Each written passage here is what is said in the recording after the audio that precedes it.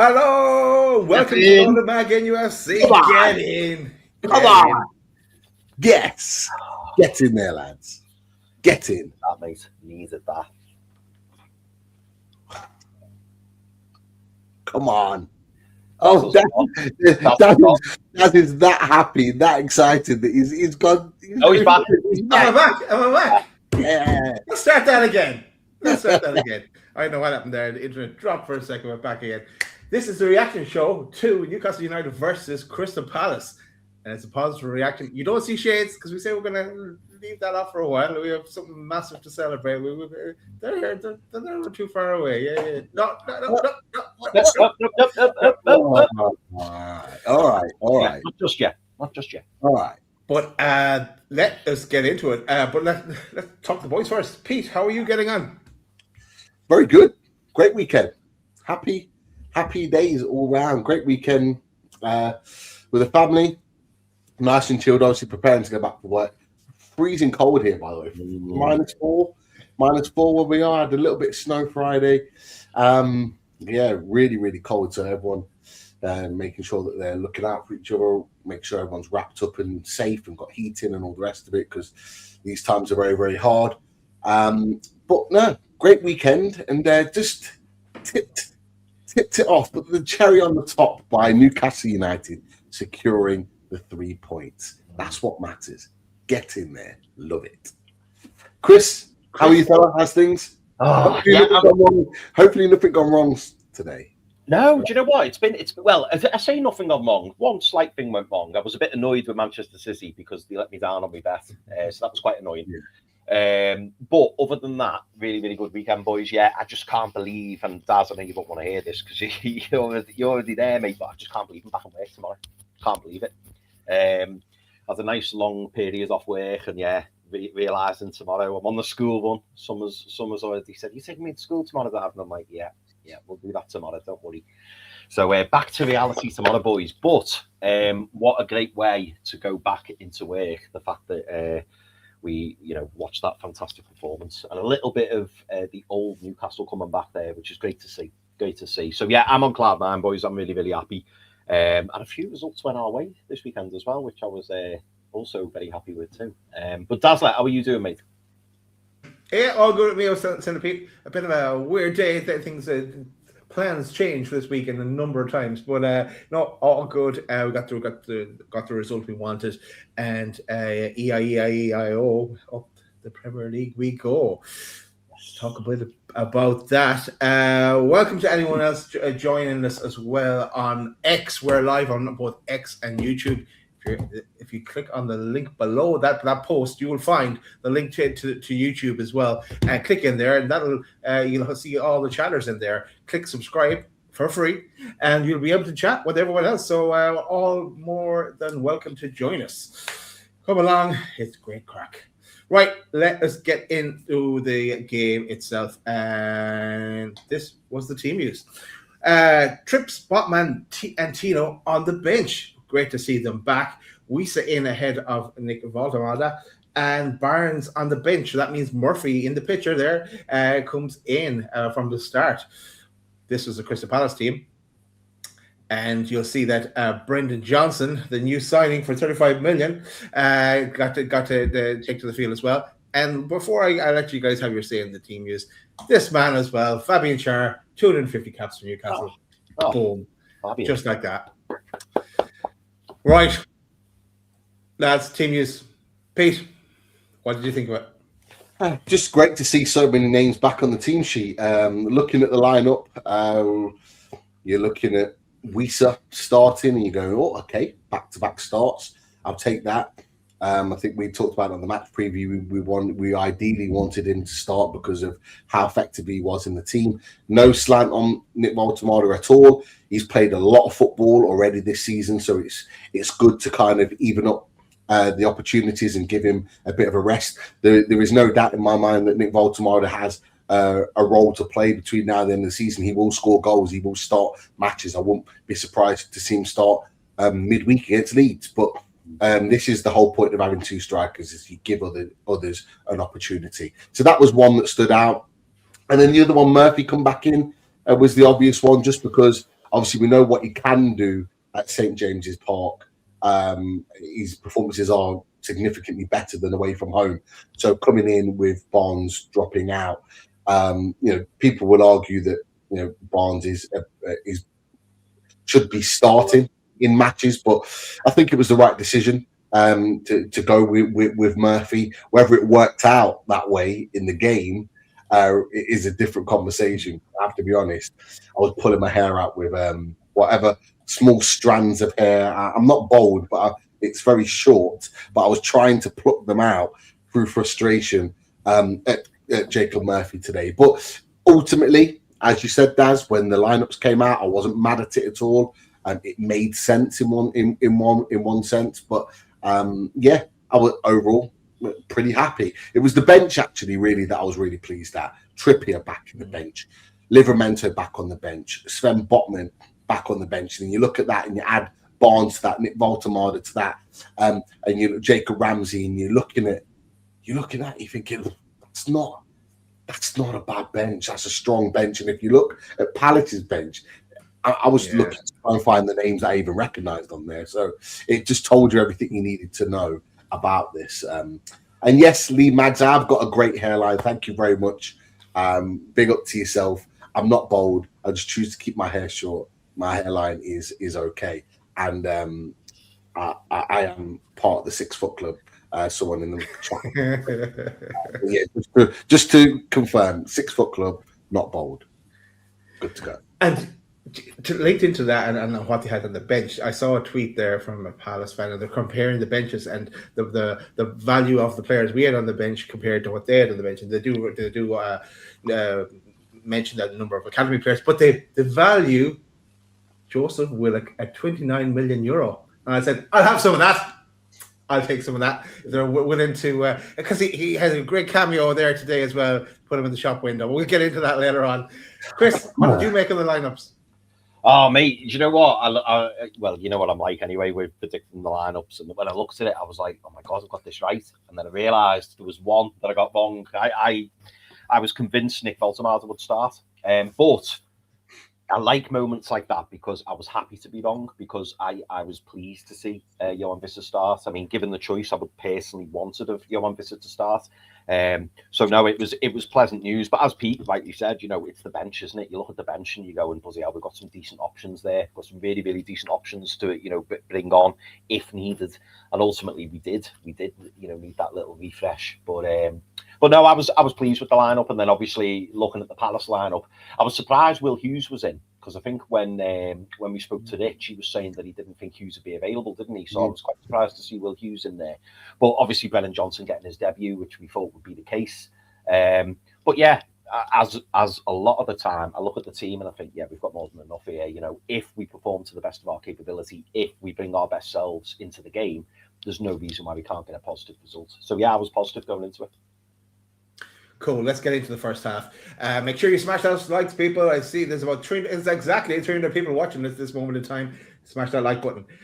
Don't even think about reaching for that button, Chris, because we're going straight into it. 2 minutes. We had a shot at the end of a good Newcastle passing move. Palace long throws could prove difficult to deal with, as we've seen a number of them early doors, up until Lerma went off, of course. With 16 minutes. Shar had a header after the corner is recycled. Good save by Henderson. 18 minutes. This will be a talking point, boys. Bruno with an excellent pass to Wissa. Wissa unselfishly played it to Gordon, and Gordon applied the finish. Went to a VAR check, and this is what they were looking at. Offside was the call, so the goal did not stand 0-0. It's fairly self-explanatory there, but boys, thoughts on that one? Just unlucky, really. Unlucky. Everything about that move was brilliant. Brilliant pass from Bruno Guimarães. Brilliant run from Johan Wissa. He really caused some problems today in their back line. Obviously, they play a back three. He was really a menace on that last line, and there's a few people that get frustrated about Johan Wissa potentially being offside or being close to being offside. That's the nature of the beast when you're a player that plays that style of play as a striker. You are very much on the cusp of potentially being offside and not. I remember us having the same conversation back in the early 2000s with Craig Bellamy. Craig Bellamy was exactly the same. He was like very much on the last man and very much on the cusp. Sometimes he'd be offside, sometimes he'd break the offside trap. And that's the life of a striker that plays that style. But he makes some really intelligent runs, a lot of which we didn't find him with today, which is something we're going to have to work on. But great ball through. Really, really good to find Anthony Gordon because, you know, sometimes a striker like that can be very selfish in that moment and want to take it on himself. I wouldn't have blamed him, to be honest, but not passed nicely to Gordon. Gordon applies the finish, and at that point, I'm already celebrating because I'm thinking we deserve this. We've been the better team. We've pushed Crystal Palace back, and we've tried to really ask some questions of them after a bit of a slow start to the game. And I was gutted. I was gutted that it was ruled out because I thought that might, you know, I was worried, lads. I'll be honest with you. I was worried that might be the tipping point in Palace starting to get a foothold into the game. I didn't want that to be the case, but I was worried that a moment like that can affect the fans. The stadium was rocking. See, hear lots of songs and chanting. It sounded good. And I just didn't want that to be affected in any way because we were up at that point and we looked the better team. So, yeah, great move, but tinged with disappointment that it didn't stand. But it filled me with confidence, lads. It filled me with confidence that we can play this way and really cause teams some problems in the games to come. So that was kind of where I'm at with that. Were you as confident, Chris, or what did you make of the old offside decision here around the 18th to 20th minute? Oh, mate, normally when I'm you know looking with the naked eye, normally I'm pretty decent at declaring whether it's on or it's off, and I was sure it was on. I really, really was. And then obviously when that image came through, it was just like, oh, you're talking inches, aren't you? Literally inches. Disappointed for Johan Visser, but yeah, I agree with what Pete said as well. That is the nature of the beast. When you've got a player who plays on the last man and likes to spinning behind, you're gonna have moments like that, especially with a player like Johan Visser.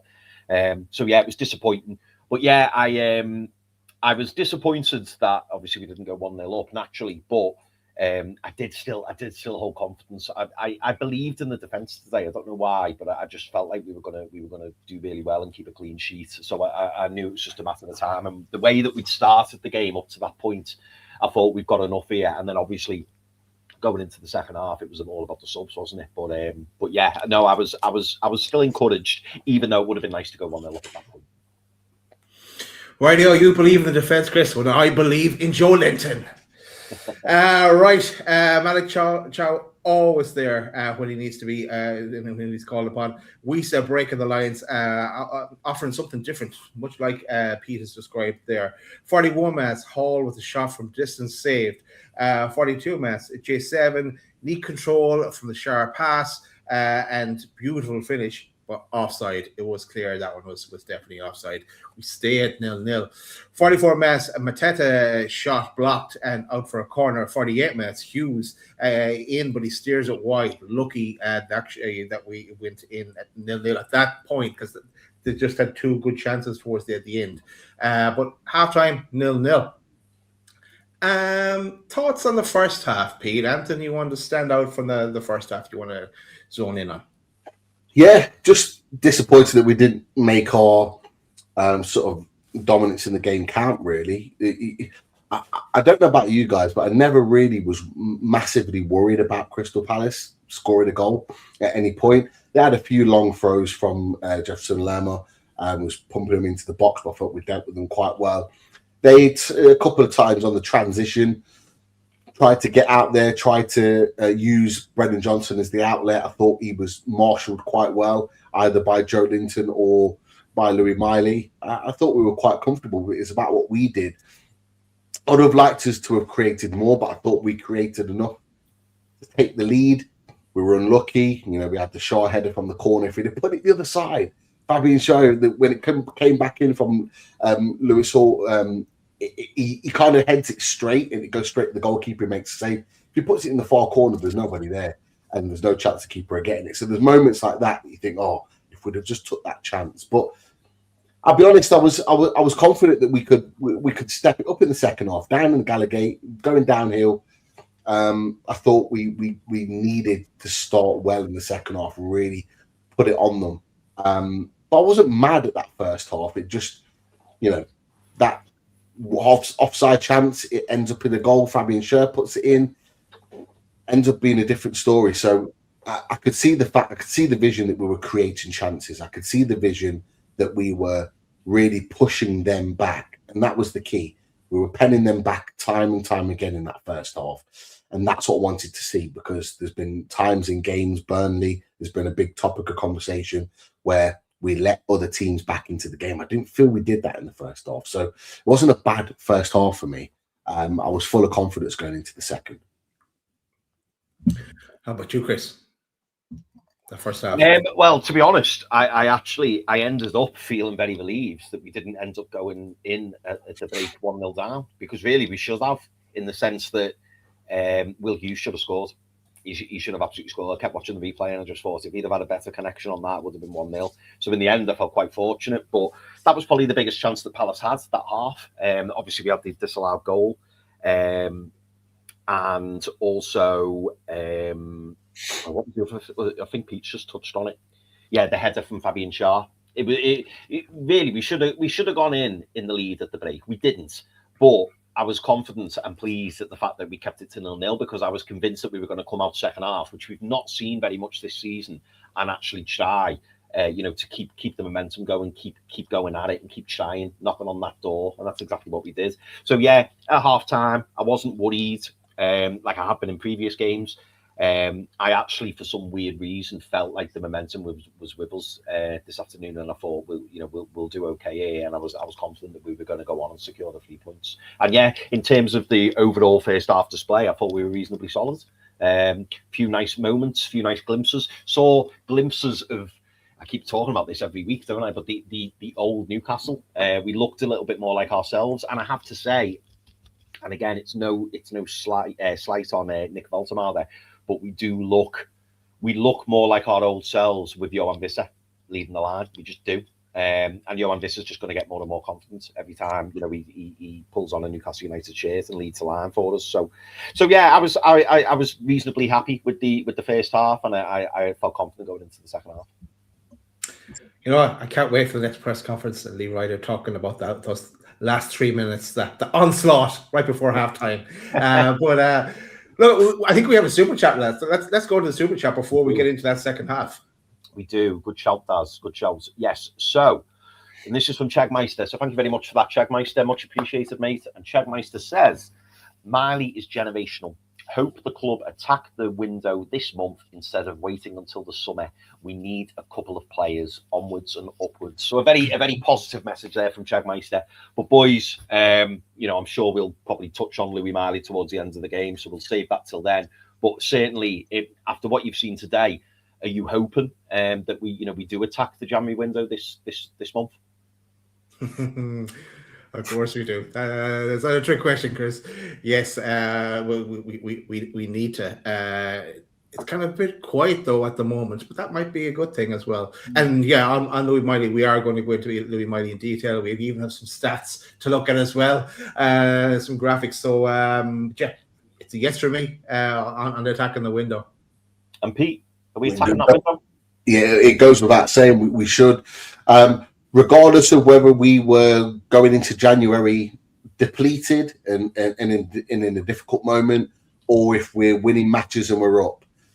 The one thing I remember Mirdad Gudusi always saying to us, and he kept reminding us when he was at the club, is that they wanted to attack every single window. They wanted to make sure that they improved the squad in each window that came by.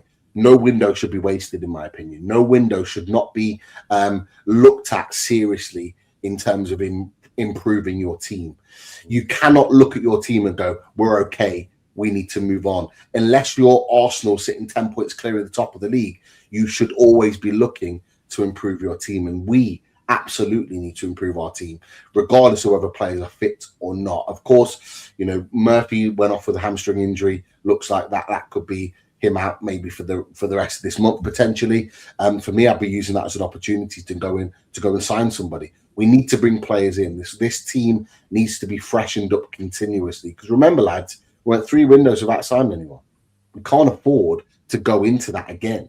We can't afford to miss out on not making signings. We've been through that before already. So I fully expect Newcastle United to go out there and improve the squad in areas that are needed. And I expect players to leave.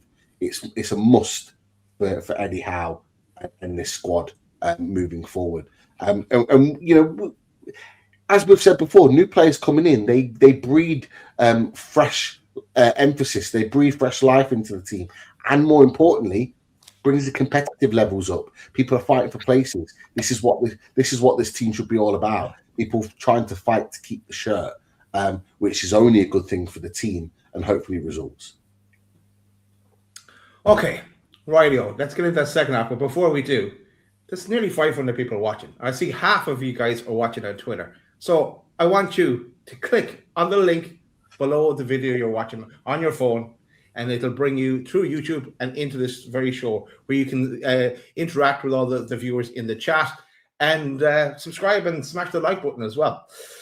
Right, let's crack on. Second half, bit of a sleepy start is what I wrote down here as the game restarts for Newcastle. 61 minutes, a scramble in the box. Tonali with a shot in the end, but it's blocked by Terry Mitchell. Eddie decides to make some changes. Some may say like for like. Maybe not. 62 minutes. So subs: Gordon off, Barnes on, Hall off, Tino on at left back, Tonali off, Ramsey on. That means Bruno moves back a bit. 64 minutes. Johnson with a shot saved by Pope. 67 minutes. Bruno hits the crossbar almost gets top bins with that corner. Another delicious corner that he supplied with. 68 minutes, Barnes has a shot that's blocked. On 70 minutes, here he goes. Murphy with a free kick punt rather than a shot this time. Recycled by Barnes, whose cross finds a Miley. Miley touches it across the box, and Bruno gets his head in it to make it 1-0. At this stage, and cue all the celebrations from our captain Bruno Guimarães. He does love a celebration. Some may say he is the king of celebrations. But boys, what did you make of Bruno's goal? This guy, I call him Captain Clutch for a reason, because he just keeps bringing important moments to Newcastle United, and he has done so again. He has had such a brilliant season for us, and important moments he steps up, and we've needed him. Now, I have to give praise to a couple of players in this move, because I personally thought Harvey Barnes was excellent when he came on. I thought he really changed the game. I thought it was a really good sub from Eddie Howe. It was the right sub from Eddie Howe to bring Gordon off. He wasn't affecting the game in the way in which we wanted him to. And Barnes just brought a little something different. And that ball in from Harvey Barnes was absolutely superb. Not the first time we've seen a ball like that. That ball where he puts that whip and bend on it and he aims it to the back post. And there's always someone there lurking. And Louis Miley, who I'm sure we're going to be talking about a hell of a lot on this show today, at the back post, stabs it forward. And Bruno Guimarães just pops up in moments. He just reminds me a little bit of like what Frank Lampard used to do in the Jose Mourinho era at Chelsea. Just pops up in areas just to score a really important goals when you really need it. And he's doing that again and again. Another big header, another big moment. And look, I don't care if he does one celebration or 50 celebrations. As long as he's putting the ball in the back of the net, I am happy. And that goal puts him equals with Nick Voltemada as top scorer for Newcastle United, which just tells you the type of season he has had for us. He's a big player for us. He's a big player, has big influence. He's our captain, and I just feel like I'm falling in love with him all over again, game after game, because he just keeps bringing big moments to us, which is so important to our season. So, great goal, brilliant move all round. superb at that point. And I'm just, as I've been for many a game this season, particularly recently, we go 1-0 up and I'm just going, please don't sit back in. Just don't sit back in. Keep going. Let's get the next goal. And that's what I was wishing once that ball hit the back of the net. How was that goal for you, Chris? Brilliant, mate. Just relief more than anything. And I'll see Pete's Lampard, because I was thinking the same, Pete. I was trying to think of a player who, in recent times or in the past, if you like, who did the exact same thing, because that's Bruno. Bruno has definitely stepped up to the plate this season. So I'm going to see you Lampard, and I'm going to raise you Gary Speed and Tim Cahill. Just, when he gets the header, I kept watching it back. He gets the header. He has no right to win that header. I mean, Bruno, like ourselves, Pete. I don't think Bruno is in the 6 foot club. So I think he's late 5 feet, something like that. And he just always seems to be in the right place at the right time at the moment, and it's great. He's making those darting runs into the box, and this is what you want from your number 8, isn't it? You want your right-sided central midfielder. You want them to just keep bombing forwards, and obviously we saw that from Joe Linton today, which I know we'll probably touch on a bit later. But we're seeing a lot more attacking impetus from the midfield, and it's certainly making a difference. But yeah, Bruno popping up again when it's most needed. Captain fantastic, Captain marvelous. Call him whatever you want. He's just brilliant at the moment, and he's really dragging us through what has been a difficult first half of the season.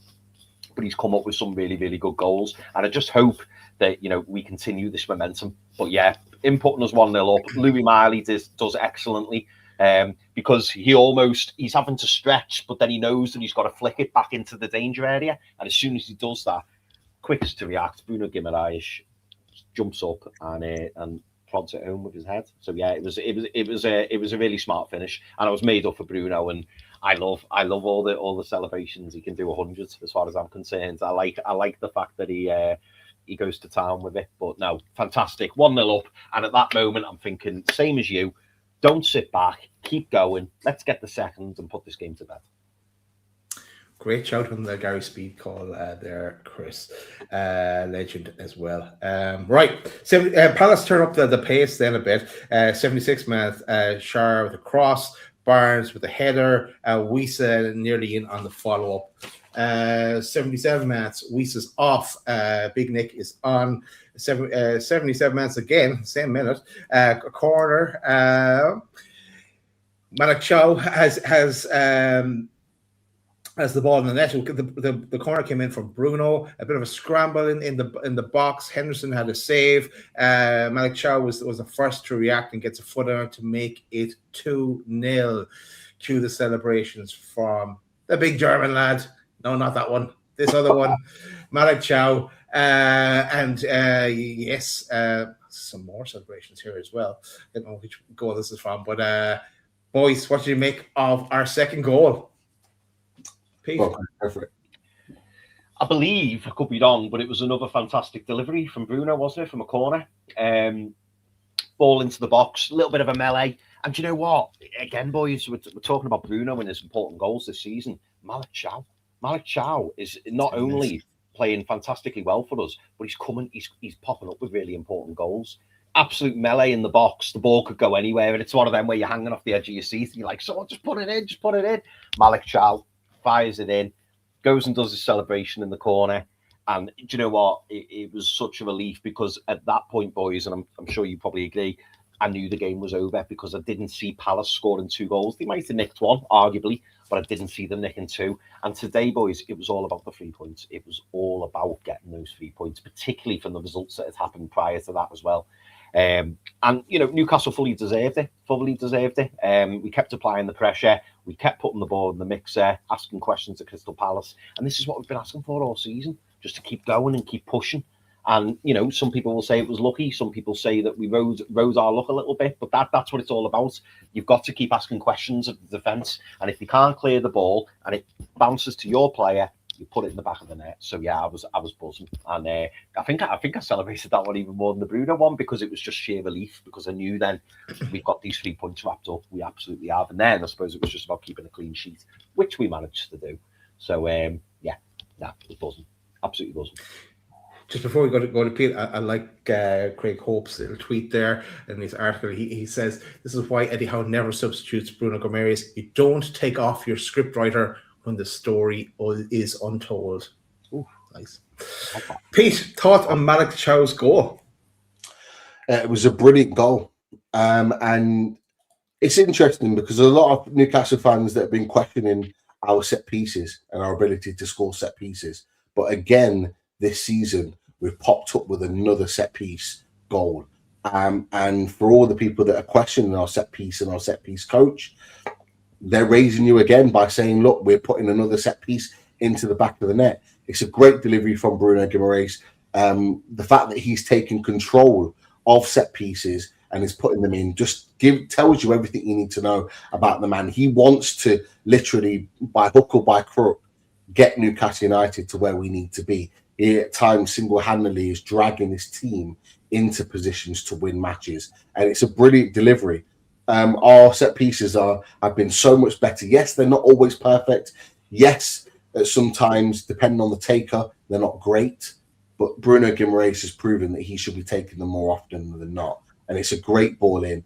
I have to credit Joe Linton to this. He doesn't get a touch on the ball, but he rises at the front post really high that puts the other defenders off behind him. And they don't jump for the header because they anticipate that he's going to get something on it. That allows the ball to drop and bobble into the box, which then causes the melee with Henderson and I think it might be Maxence Lacroix, which then brings the ball in front of Malick Thiaw. And Malick Thiaw, he has a knack of doing this, of arriving in the right place at the right time. And this is what we need. We need bodies in the box, in and around things, to be able to put the ball in the back of the net. Doesn't matter whether it's Johan Wieso, doesn't matter whether it's Fabian Schär, doesn't matter whether it's Malick Thiaw. And Malick Thiaw has proven this season that he has a real good knack of scoring goals like this. And it's a nice little side-footed finish into the net. At this point, it's game over. It's game done. I put it in the Mags Down South chat, but game over. It's done. We've won the game, won the points. For me, at this point, it was about, can we get 3? Can we get 4? Let's really kind of put this team to the sword. At no point did I think that Crystal Palace were going to come back into it once that second goal was in the net. And it was really nice, actually, for Malick Thiaw to go and celebrate at the Gallagate. He talked about it before the game in his interview with Nick Voltamada and Sky Sports about the Gallagate and how amazing it is to play in front of them. And he got his chance to celebrate in front of them. And it was great to see him and Bruno Guimarães linked in arms in front of the Gallagate. He deserves that more than anybody else this season because he has been, Malick Thiaw, a regular top-level performer. Malick Thiaw has been a constant 8 at least in every game that he's played since he's come into this team. And he deserved it more than anybody to score that goal that wrapped up the point. So brilliant stuff from Malick Thiaw. Good performance defensively again. I thought he handled Jean-Philippe Mateta really well physically. There was a couple of times where Jean-Philippe Mateta thought he was going to get the better of Malick Thiaw. Malick Thiaw just breezes him off the ball. And I saw Jean-Philippe Mateta walking away kind of with a smile on his face as if to go, okay, I'm not going to have it my way today. And that just shows the level of Malick Thiaw. Again, £32 million, an absolute snip. We have already got our money's worth this season, even halfway in of what he's performed. And I'm really excited to see what he can do in the second half of the season because we keep Malick Thiaw fit. He keeps playing like this. I think we'll achieve what we want to achieve this season. Rightio, Newcastle go in search of a third with some half chances in good positions. So on the 87th minute, Murphy off, Willock on. Murphy looked like he had a hamstring injury. Willock on to say hello to potential new teammates. 91 minutes, Barnes through on goal, Henderson save, Willock with the follow-up. Surely this is going in. This is make it 3. He puts it wide. How? Peter Davey, sell me this pen. This pen is Joe Willock. Sell this pen to Crystal Palace, please. I'm not selling anybody anything after that performance off the bench because I'd much rather go to another performance to sell Joe Willock. It was a horrible miss. It was a horrible miss. I'm sorry. Like, it doesn't matter who you are in that position. That ball needs to be nestling into the back of the net. It's that simple. It is that simple. Great play all round as well. Really, really good football, and we deserve to score the third goal. It's just a ridiculously poor miss. And look, with all due respect to Joe Willock, he knows it. His reaction after it nestles wide, hands literally covering his face. He's absolutely gutted. We can't believe it. But this, boys, this is the reason why it's probably best it's time that he moves on. Is that we need players coming off the bench that are going to be in positions like that are going to be ruthless, that are going to be clinical, that are going to be able to put the ball in the back of the net and ensure that that's a 3-0 game. Because I'm sorry, lads, that is a 3-0 game today. That's not a 2-0 game. That's at least a 3-0 game. We created enough chances to put 3, 4, or 5 past Crystal Palace quite comfortably. And, you know, goal difference and all the rest of it could be a talking point. But between now and the end of the season, you need to be taking those chances. You need to be putting teams to the sword. And that's not a slant on any other player that was involved in that move, but that's why Joe Willock really needs to be moving on at this point. So actually, that move and that miss, it hurts us, because him putting the ball in the back of the net is great for us. It's also great for him.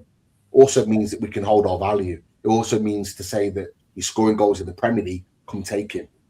So that miss could potentially hamper us, and I'm hopeful that it won't, but you never know. But yeah, that's kind of where I'm at with that.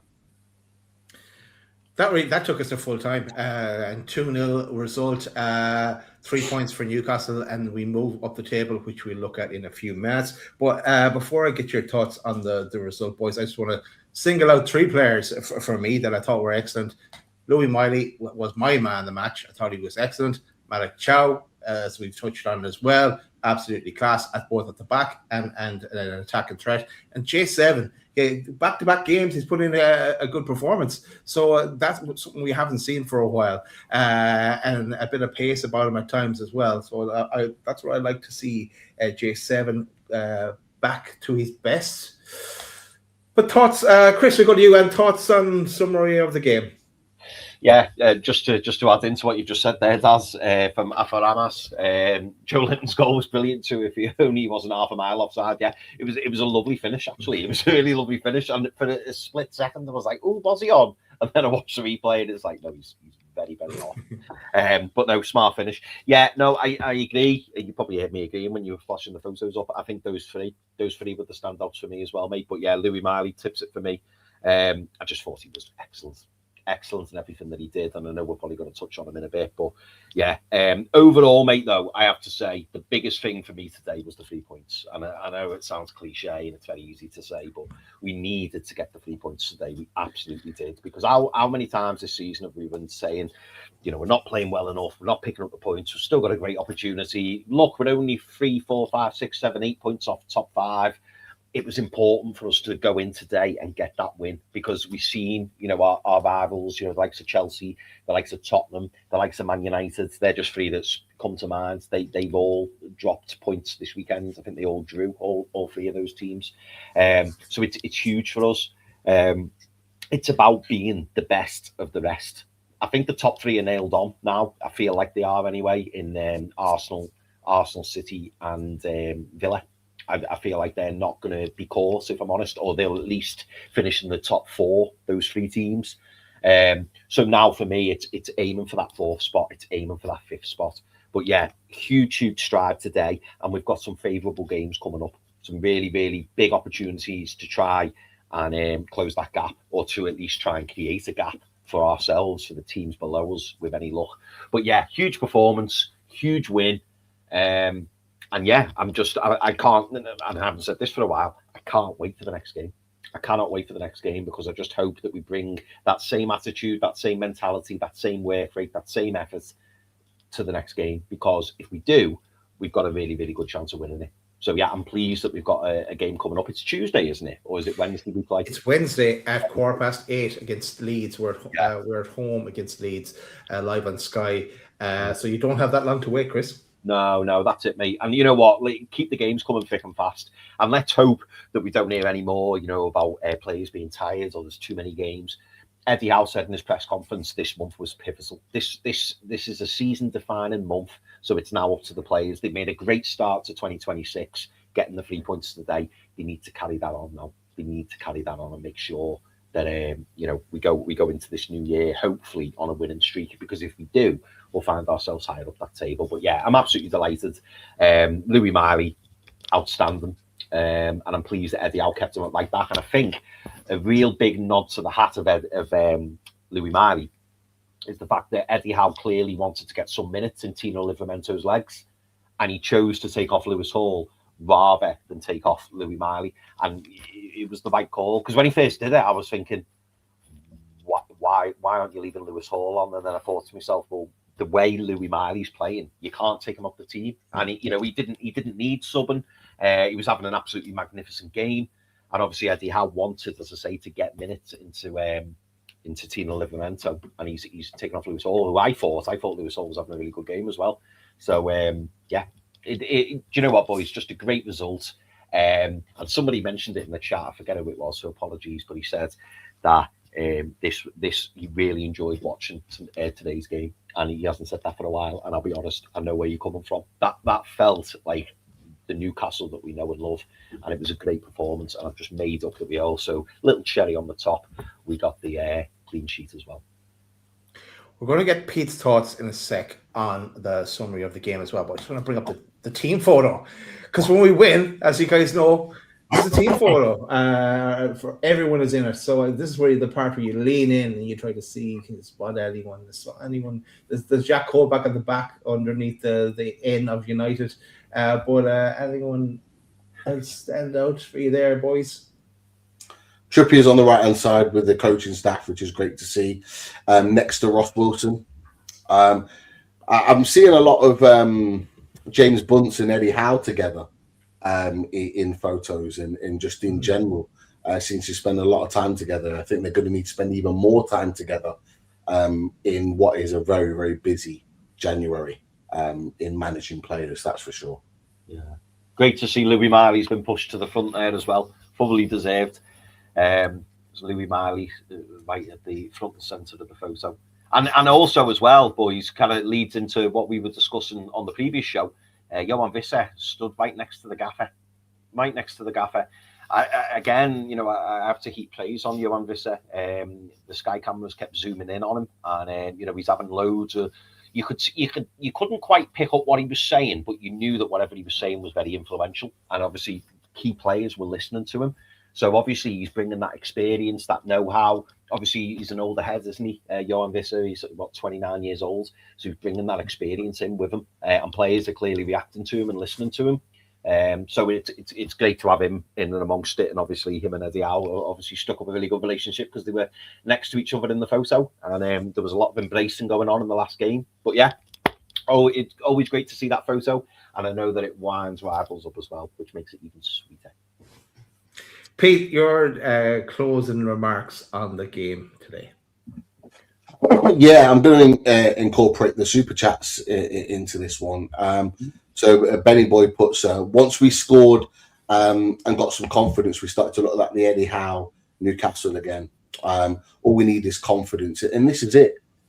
Confidence breeds wins. Wins breeds confidence. And confidence and wins breeds performances. And that is the way in which Newcastle United have to work towards. It's not just going to come with the click of a fingers. You have to work for it, and it is a process. So it's something we need to be mindful of as Newcastle United fans, that it's not just going to be turn around like this. It's going to be over a period of time. And these wins will only breed confidence and will only allow us to be able to play our best football and to see better performances.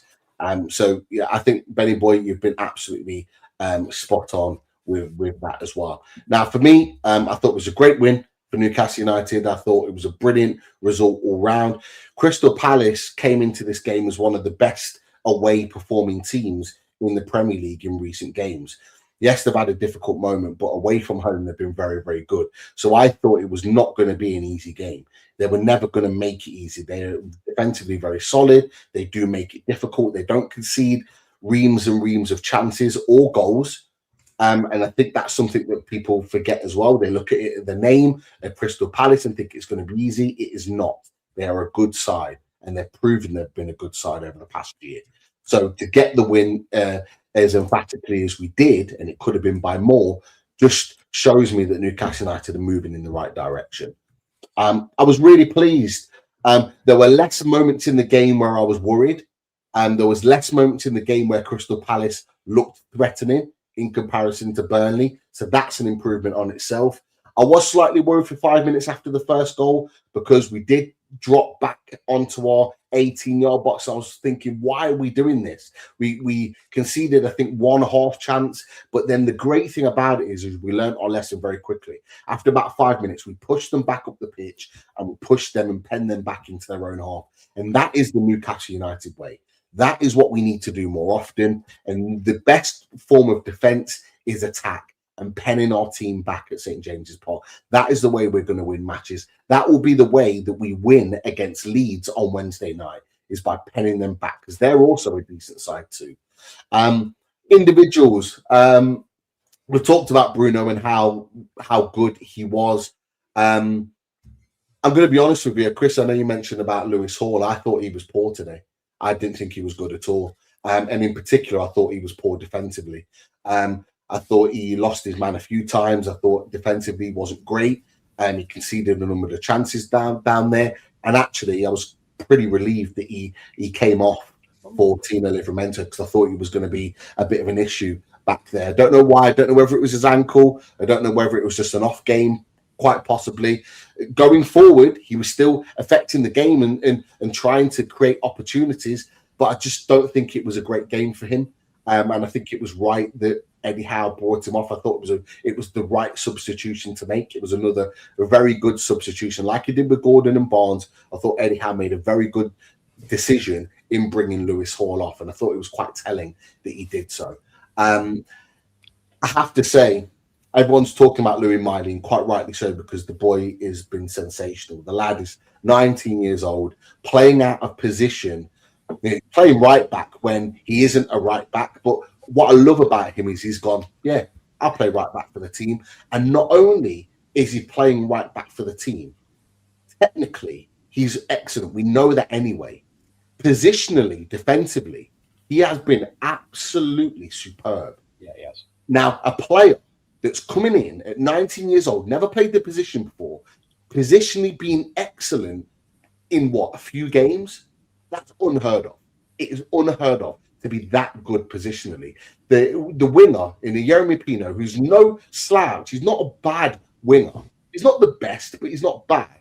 He didn't get a sniff today because Louis Miley positionally just had him locked down continuously. Couldn't get by him. But we said the same with Garnacho when Chelsea came to town. Couldn't get by him. Because positionally, he is excellent. He's so good. And he has added what I was desperate for him to add to his game when playing in centre midfield. He's added that defensive nous and that bit of aggression to his game. He's good in a tackle. He likes to put his body around and let the opposition know that he's there. Physically, he's getting involved in challenges. He's winning headers. So from a defensive point of view, he's made a massive improvement that when he goes back into the centre midfield, it's going to really help him kick on his game again. And I'm really pleased to see that. Now, when you see a right back get 100% pass accuracy in a game, that is unbelievable. It is unbelievable. You don't get that. You get right backs that get a lot of time on the board and a lot of chances to make passes on the board. But if you get a right back that's making 100% pass accuracy, it's unreal. And actually, he had more passes in the attacking phase of the game than he did in the defensive. I think he had 34 passes in the attacking phase, and he completed all of them. That, again, for a right back is unheard of. You would not see Kieran Trippier get that. You would not see Tino Livramento get that. So the fact that he has achieved that in this game today just means that he's got the world at his feet. I said after the Everton game, the boy's ready. The boy has arrived. And Louis Miley has arrived at Newcastle United. There was question marks whether he should go on loan or not. He absolutely is a mainstay and an important cog, not just in this squad, but in this first team. And for me, he starts against Leeds. And he starts, if they choose to start him, against Bournemouth and again against Wolves in the next Premier League game. He deserves to be playing for as long as he physically can play, because he has been absolutely sensational. But for all of the positive praise that I've given Louis Miley, I couldn't separate him and one other player for man of the match today. And it's a player that I've criticised for a long time, and particularly this season. And for me, I thought Joe Linton was absolutely outstanding today. I thought he was absolutely outstanding today. And the reasons why I think he was outstanding might be things that other fans may have missed in the game. Now, for one, as I've said, I've criticised him. I didn't think he'd played this well. He hasn't had a good season. But coming back in from his injury, from his groin injury, came off the bench against Manchester United, played well, then come in against Burnley, played well again. He is now in the ascendancy. He's playing fantastically well, even better today. We're seeing the fundamentals of what Joe Linton was and why we loved him. Aggressive in the tackle, putting his body about, intensity in the press. His pressing was absolutely brilliant. Didn't give them a moment's rest all game. And his effect in transitions, the counter-attack and transitions were absolutely brilliant. Him linking with that left-hand side and bombing forward and trying to create opportunities for the team. But the bit that I loved about Joe Linton the most, above all of those things, is in that 5 or 10 minutes where we had the little lull after the first goal. He was the absolute catalyst in driving us forward. He, in his recovery runs, was unbelievable. When Bruno couldn't quite get back in, when the others, Tonali and Ramsey during the game couldn't get back in, he was bombing forward, bombing past these guys to get back in and recover the ball. He made 3 or 4 crucial recoveries in that 5 minutes where Palace were pushing on us and allowed us to build attacks again. That was unbelievably important for Newcastle United. We needed that. When other players weren't quite getting back in and doing the job, he was there to rescue it. And he had the mentality today that we are not going to lose this game. We are going to win this game. And he like Bruno Guimarães in the final third, he in the back third, in the defensive third, was absolutely determined to make sure that we were not going to lose today. And he was absolutely brilliant. He was everywhere, covered every blade of grass. And for that, because he did the unsung hero type work, I can't separate them. Because the Louis Miley stuff was out there for everyone to see. Joe Linton's was not.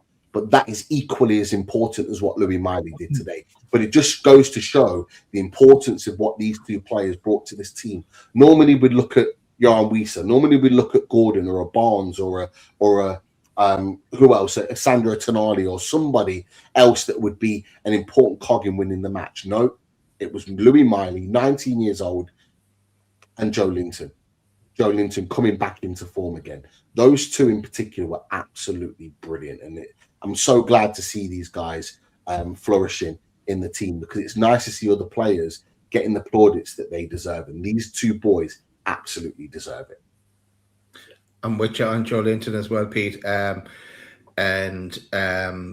is the standard he's set now in this game and the previous game, that he can't let it drop. He's controlled to bring that ball down. I know it was offside, but and to finish it.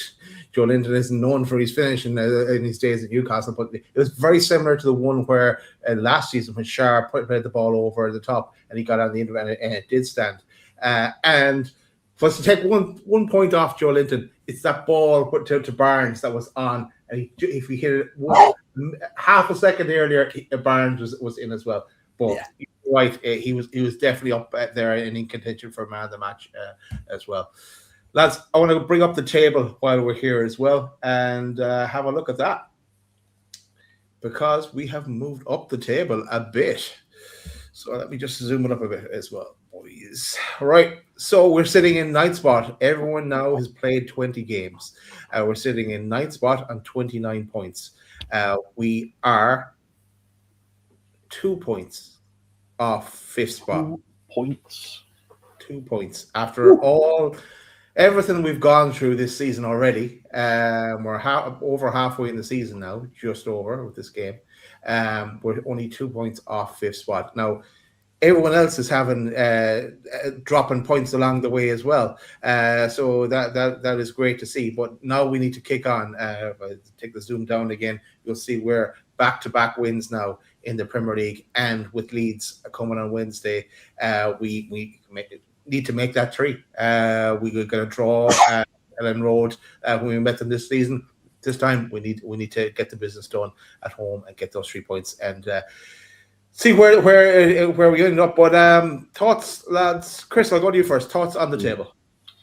Just far better viewing, isn't it? Far better viewing. I had to, as soon as the final whistle went, I had to send a message to my blue mate and remind him that he needs to mind that gap. So which I fully enjoyed. He not so much, but yeah, no, it's great. You know, we're now a point behind the Mackhams, 2 points off top 5. And do you know what, boys? It's a step in the right direction, isn't it? We know we've been talking about this for weeks, haven't we? Every time we look at the table, saying, "Oh, we're not far off. Oh, we're still within touching distance." I'm hoping this is the start of a really, really good one. Because, boys, imagine if we fast forward 6, 7, 8 games and we come off the back of winning, I don't know, 6. Like, say we get 6 or 7 wins out of, say, 10, even 9. We're going to be high up that table. I'm telling you, we really, really will be, because look how tight it is. I mean, you'll see what I said before earlier about the top 3. Obviously, you can see there, City and Villa both on 42, Arsenal on 48. I think it will be a big challenge to try and catch those. I mean, it's 13 points. It's not astronomical, but it's quite a big gap. But when you look there at Liverpool at 34 points, we're 5 points off Liverpool. And, you know, Liverpool are constantly dropping points as well at the minute. And that's why I'm saying I feel like 4th and 5th are up for grabs. I really, really do. So, yeah, really, really positive. Really pleased that we picked up those points today. And, yeah, the table is looking more favourable. And as you can see from the form, obviously a little bit of mixed form. We had the loss and the draw, then the loss. 2 wins on the bounce, boys. We need to keep this one going. We need to try and keep this one going, because if we can make that 4 or 5 wins on the bounce, you'll find that we're even higher up the table. I admire your optimism, Chris, and you are right. We're not too far off. I wouldn't be looking up the top 3 and calculating how far off we are there. I concentrate from 5th down for the time being. If we can put a few back-to-back wins together, like we've done today, we've got 2 wins in a row, get a few more on the board, and try and maximize while we're playing away from home as well, then we stand in a much better position of making European competitions next season. But Pete, let's get your thoughts. Sorry, just to interrupt. I'm gunning for Liverpool, mate. I'm gunning for Liverpool in 4th. Liverpool all over the place, mate. All over the place. 34 points. You're right. Top 3 are gone. I just don't see the top 3 not finishing in that top 4. I just don't see it. But certainly from 4th downwards, there's no reason why we can't catch. And that should be our target. They always say, don't they aim for the stars, and if you fall just short, you get what you want, which is why I said at the start of the season, I want to aim for 4th. We don't get 4th, we get 5th. Even better. That's what I think we should be doing. Sorry, Pete, carry on, mate. No, my aim at the beginning of this season was 5th. That's what I wanted for us, because I believe 5th will get us Champions League football again. That's not changed. It's not changed at all. That is the target that we should be aiming for. I think in the last few weeks it's been, I don't believe we would achieve that, but you're looking at it now and how close we are, we can absolutely achieve it, and we've put ourselves back in with an opportunity of getting it. Now, the only way you're going to get 5th is by being consistent. And so being consistent is going to be absolutely the key. You're not going to win every game between now and then of the season. That's just a fact. But it's, can you win the matches that you should be winning? Now, we have in the last 2. We've got Leeds to come. Won't be an easy game. They're a good side, particularly away from home. They cause problems. But do I believe we can win? Absolutely. And there's a chance that we could be sitting in fifth spot by the end of play in all these fixtures. You look at some of the fixtures. You look at Wednesday night. You've got Brentford and Sunderland playing each other. You've got Palace and Villa playing each other. You've got Fulham and Chelsea playing each other. So you're looking at those fixtures. Man United go away to Burnley. You're looking at those fixtures, and you've got Bournemouth, Tottenham as well. They're all playing each other. All the teams that are around us are playing each other. So we go and do what we need to do at St James's Park, and there's a chance that at least 2 or 3 of those teams drop points that are in between where we want to be, which is for me in fifth spot. There's a genuine chance that could happen. So for me, it's a case of we just need to keep our heads. We just need to keep backing the team. We just need to keep focused, and we need to keep playing the football that we're playing, because the confidence is winning through. We are creating chances. We are looking more likely to score goals.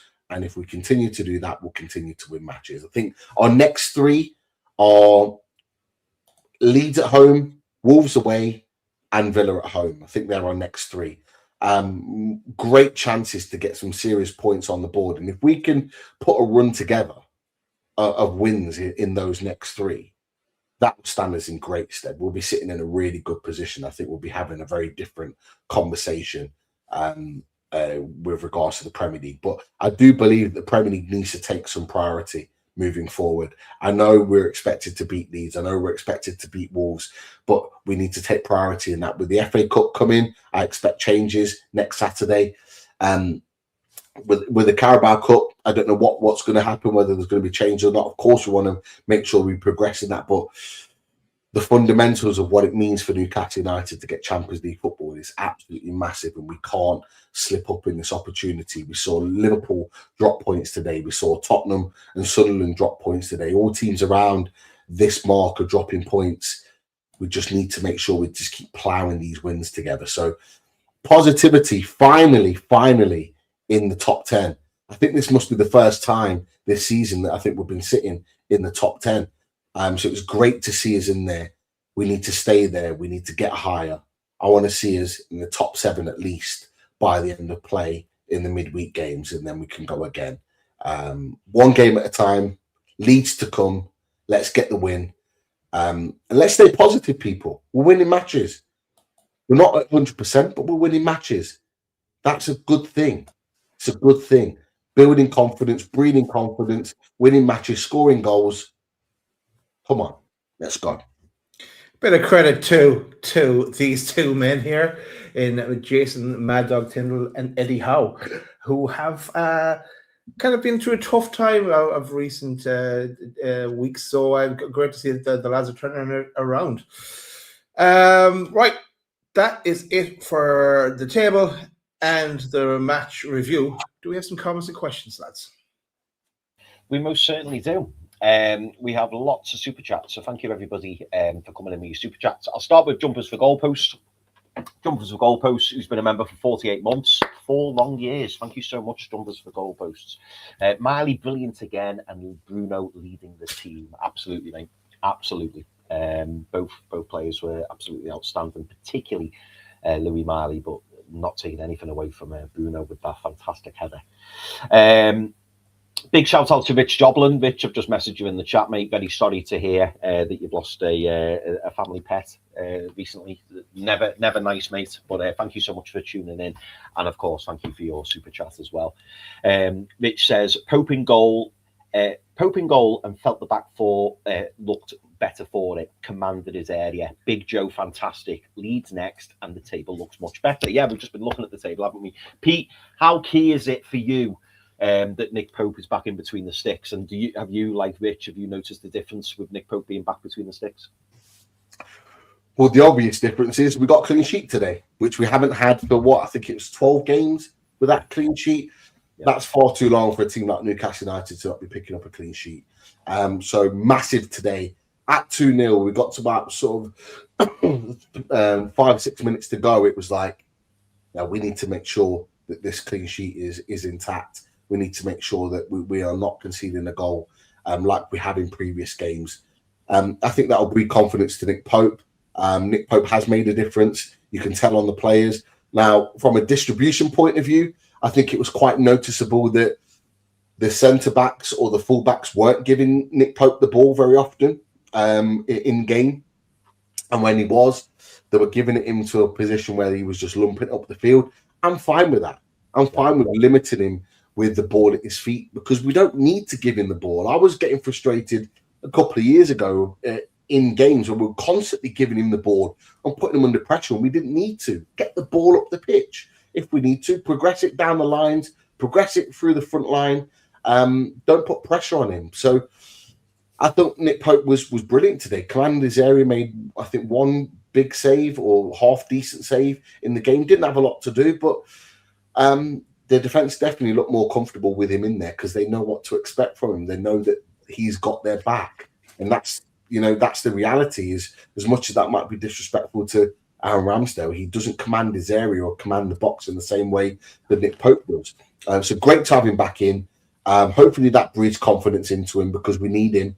We need him fit and firing. We need him making big saves to keep us in games if we're going to achieve what we want to achieve this season. So, really, really pleased. Hopefully more clean sheets to come.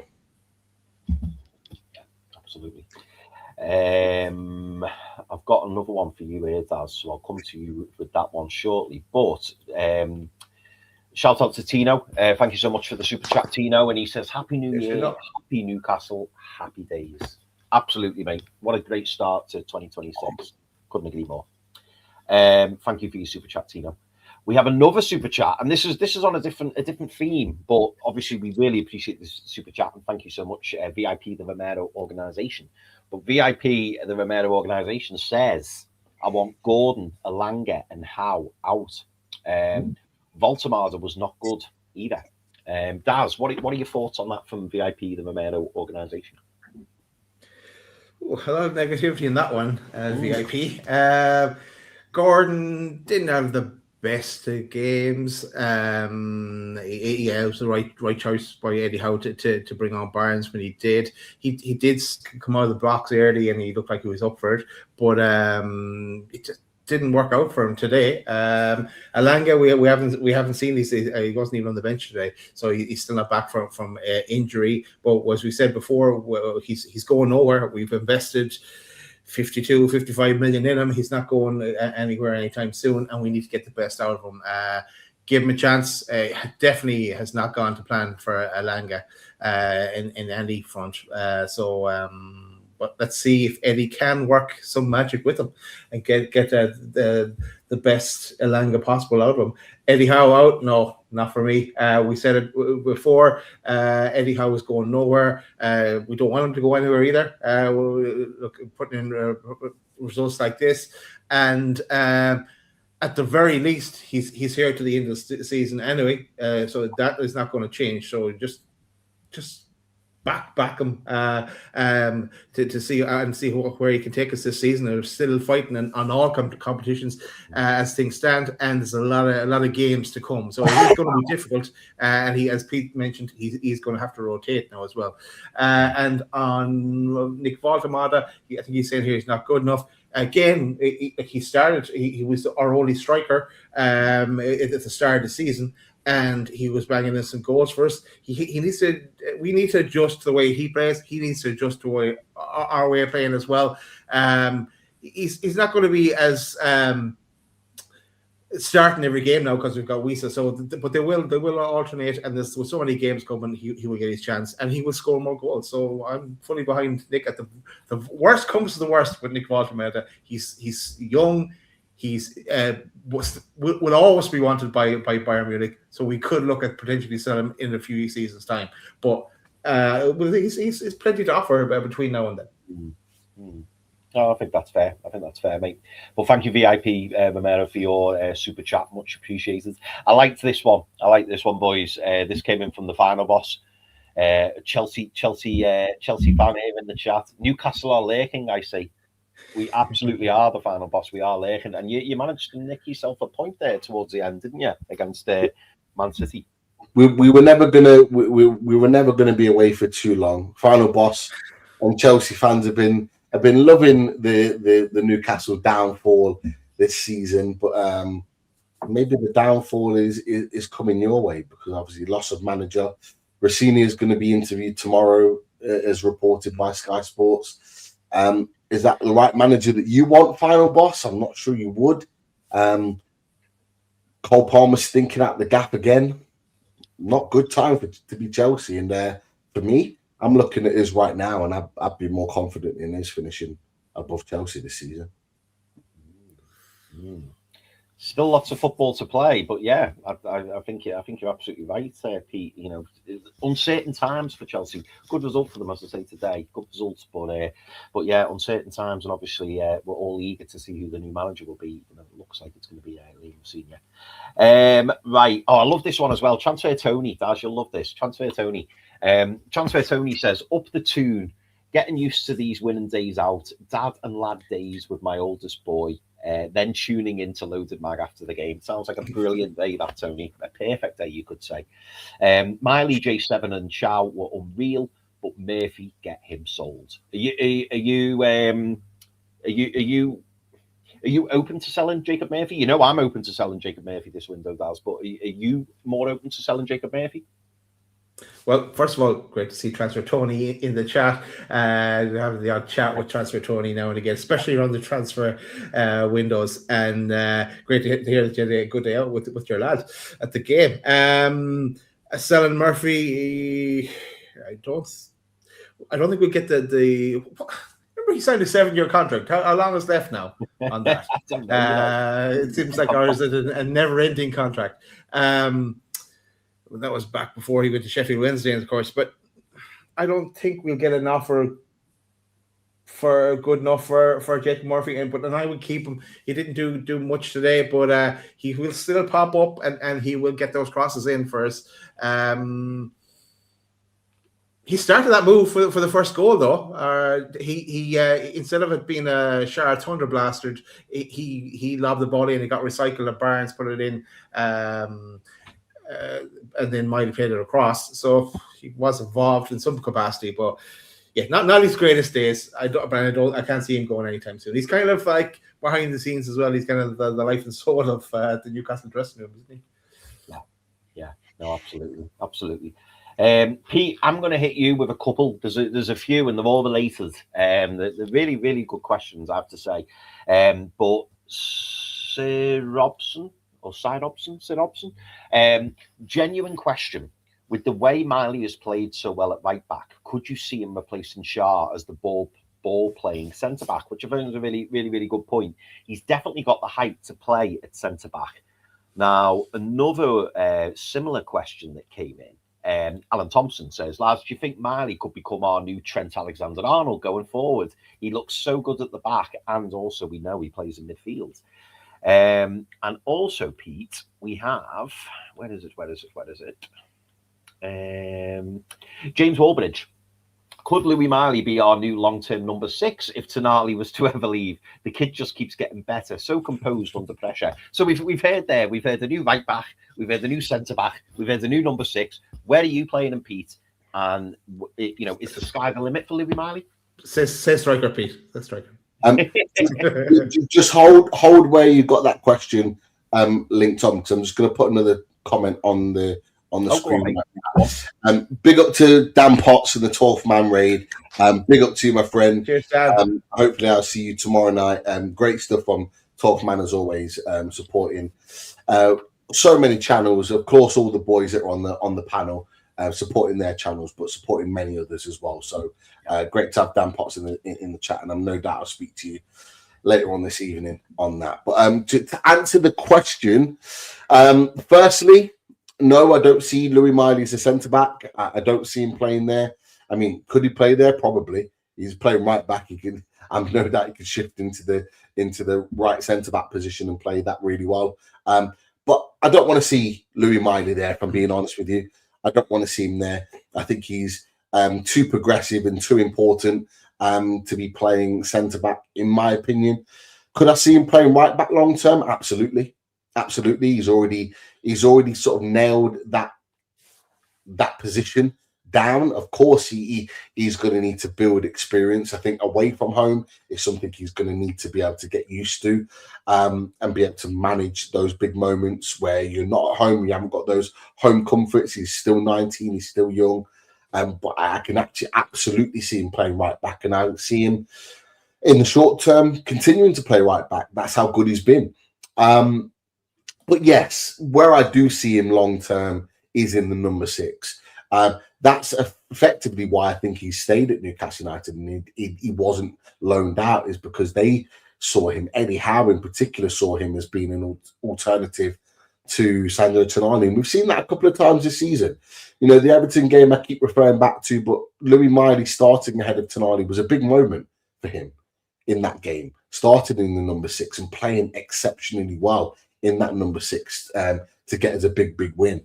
I thought that was a big moment. And that was a moment in which he arrived on the scene properly at Newcastle United as a bona fide starter in this team. But yeah, right back, centre mid in the number 6. I can see him doing both of those roles and dropping in when and as needed between now and the end of the season. It's always good.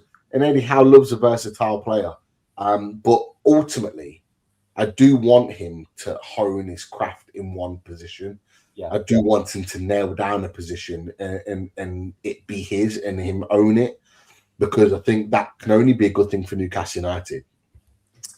But I don't think it'll be too long before England come along. I don't think. Just to chip in, Pete, just while you're on that train of thought, there was one I've missed, and it come from Michael Garstang. And he said Pep is known for using ball-playing centre mids at right back. Obviously, we've seen it with Mateus Nunes. He's done it with various players. No reason why Miley can't make the right back position his own, which is what you've just been mentioning. If Tino doesn't want to sign, is it a case of cashing in and building with Louis Miley as the permanent right back? Possibly. I don't see him being a permanent right back. I see him as a player that will fill in there when needed, but not as a permanent right back. You're absolutely right there, Michael. He was excellent today, and he played that role that a lot of players have played, the Trent Alexander role, the Kyle Walker role in terms of inverting into the midfield and adding to that midfield steal as an extra man progressing forward. The bit that I liked about Louis Miley when he does that is when he plays in that position and he inverts into the midfield, it effectively pushes back Crystal Palace's winger. So Yeremy Pino and Tyrick Mitchell, they basically were penned back into their own half because Louis Miley progresses the ball and progresses the team so far forward on that side of the pitch that they can't get forward. And even when they did, so when he got forward and he was making overlapping runs in the first half, overlapping Jacob Murphy, he was linking with Jacob Murphy. He was also linking with Bruno Guimarães and Sandro Tonali. He was a really effective tool there. But even when Crystal Palace made the transition over the top, you've got Malick Thiaw there. And Malick Thiaw just swept up everything. So it's a really good foil that they've got together as a pairing. And it worked really well. So, yes, it could absolutely work. But it goes back to my original point, is that I want him to hone his craft in one particular area. I don't mind him filling in at right back, but I see him as a long-term centre midfield replacement, alternative, however you want to work it out, to Sandro Tonali. I think it's very clear now that Sandro Tonali long-term may not be at Newcastle United. So you want someone that can come in and fit that foil. Now, there was lots of talk a couple of months ago about signing Elliot Anderson back. Now, Elliot Anderson would have probably come back in to play that position. Well, we're also having this conversation now where we probably don't need Elliot Anderson to come back in. We don't need to pay 80 million to sign Elliot Anderson, although we'd love to come back into this team because we've got a ready-made player there. We've got an academy product already there. We've got a Geordie lad that knows the club inside out already there to be able to take us forward. So Louis Miley could absolutely save us multi millions of pounds by honing his craft in that midfield position. It's absolutely crucial. So that's kind of where I see it right now. Boys, I've got my own question here, and Pete kind of did touch on it, but it's one of these old favorites. It's that's a loaded question, isn't It is a loaded question, Eddie. Here it comes. Right, we all know that Lewis Miley is he's a great age. He is a great age, but friend of the channel, Sean Casey, I posed this before in the Irish Mags chat. Can you see England bringing Lewis Miley to the World Cup this summer? I'm going to say no, but I'm going to say after the World Cup. This is what tends to happen. After the World Cup, players move on, retire, etc. They tend to start again after a World Cup in terms of re-energize the squad.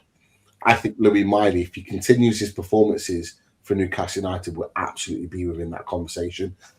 The one thing that the England setup likes is players coming through the youth ranks and going through the various age groups at England. And Louis Miley has absolutely done that. He's gone through, the 19s into the 21s. And now I think at some point we'll be given the opportunity to play at international stage. Now, do I see him playing before the World Cup for England? Probably not. However, I wouldn't rule out that if there's a couple of injuries and a couple of players that can't make it for whatever reason and drop out of the squad, maybe he gets given the opportunity. If an Anderson's injured, for example, and can't make it, maybe Louis Miley gets given the chance if he's still performing at that level. But yeah, I don't see him playing for England at right back, though.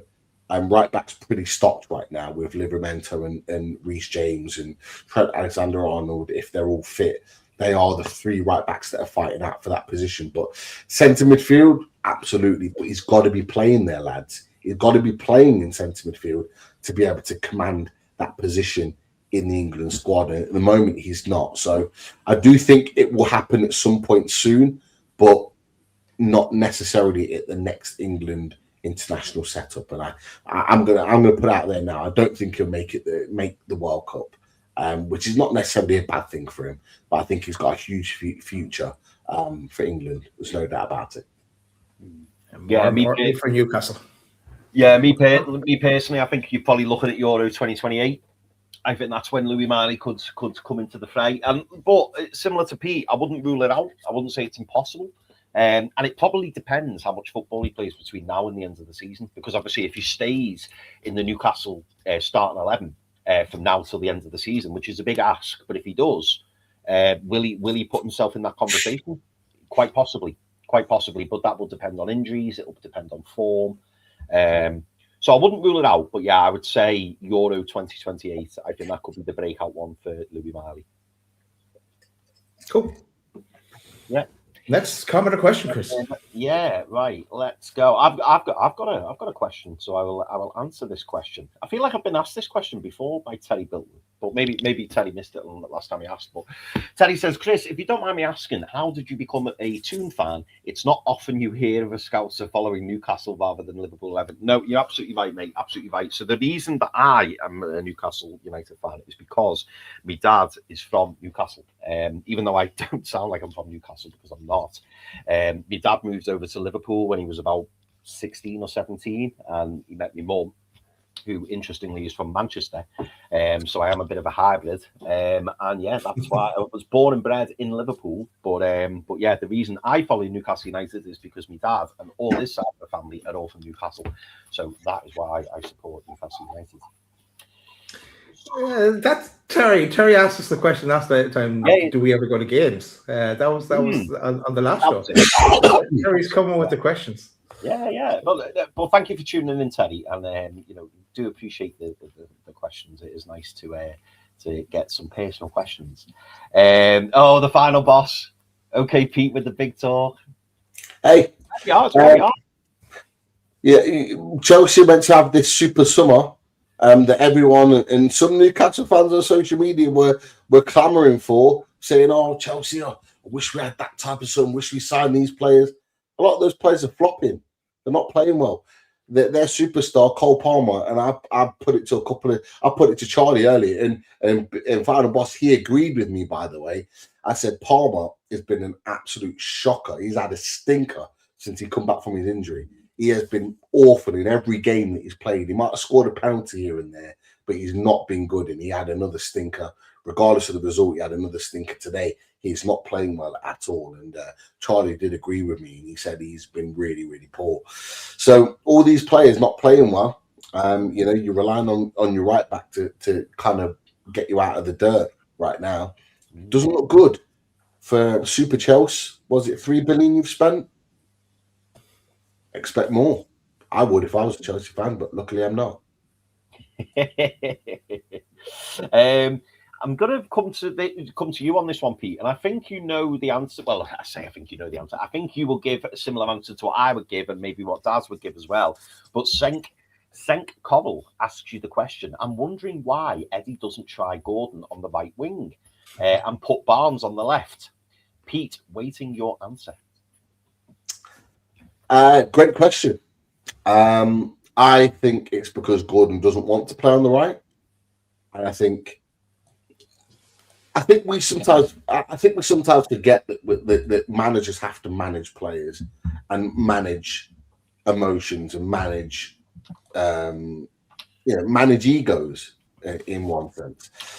And I absolutely do feel like Anthony Gordon has an ego.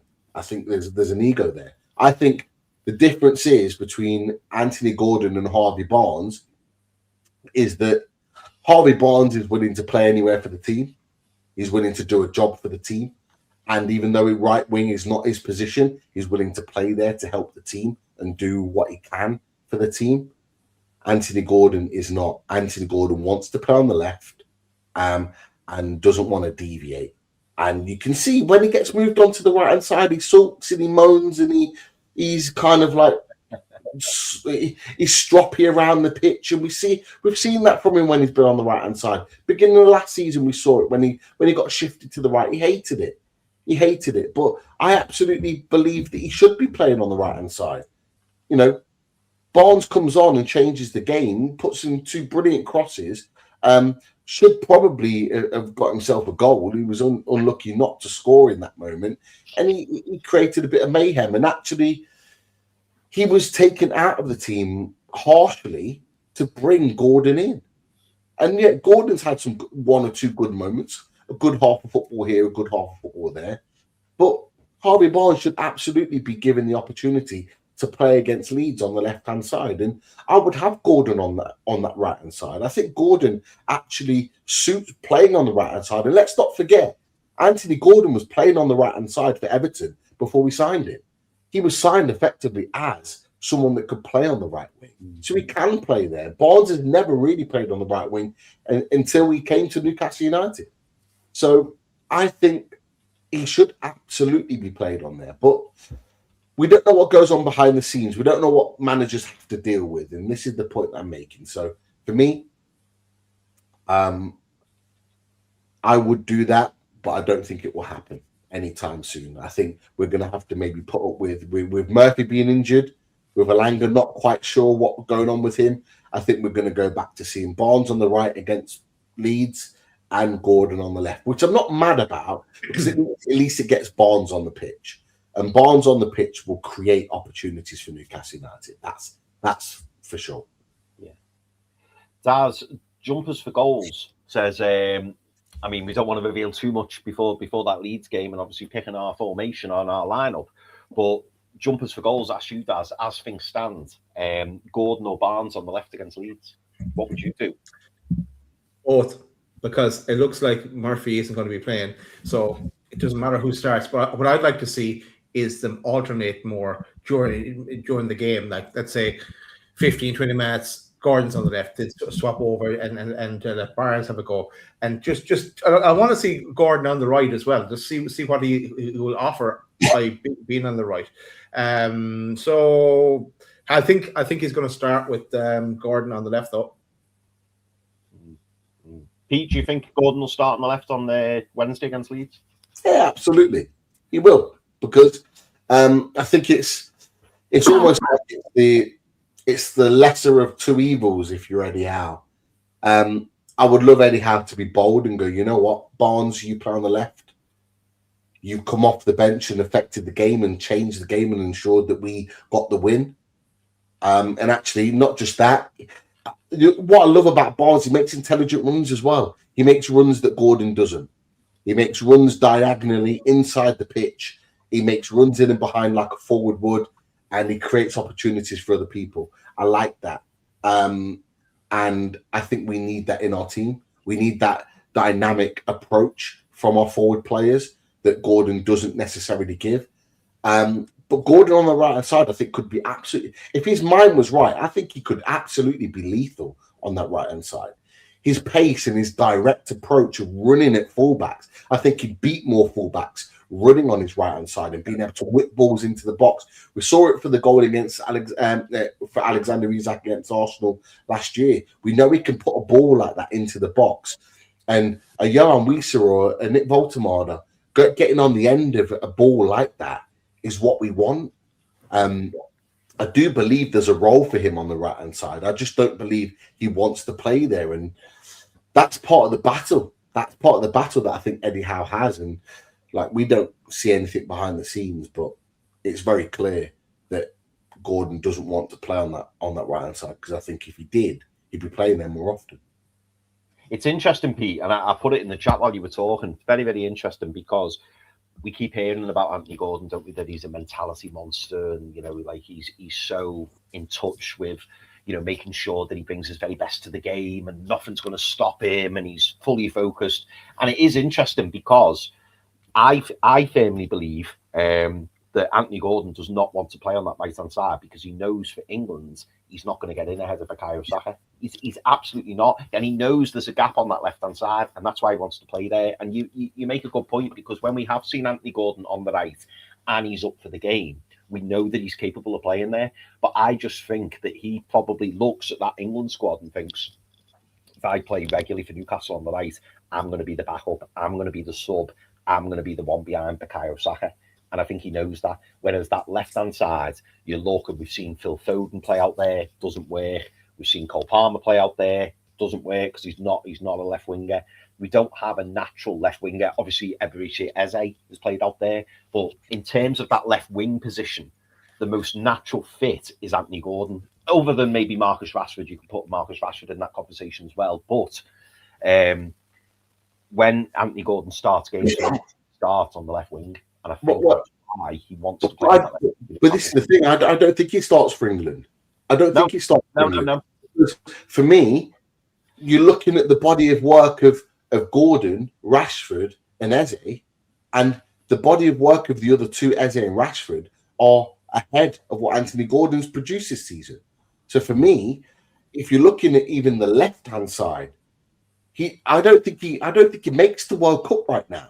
If he does, it's a sympathy pick and it's a sympathy vote.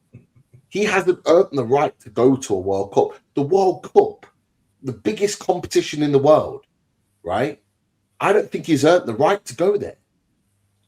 And Marcus Rashford, playing for Barcelona, has produced moment after moment. If anyone's watched Barcelona this season, he's produced moment after moment for Barcelona that's put him as a starter, nailed starter, as Aaron's quite rightly said. But Eze's not been consistent. But he's been more consistent than Anthony Gordon and produced better moments on that left-hand side. He absolutely deserves to go ahead of him. So I'm not sure Anthony Gordon's a dead cert to go to the World Cup.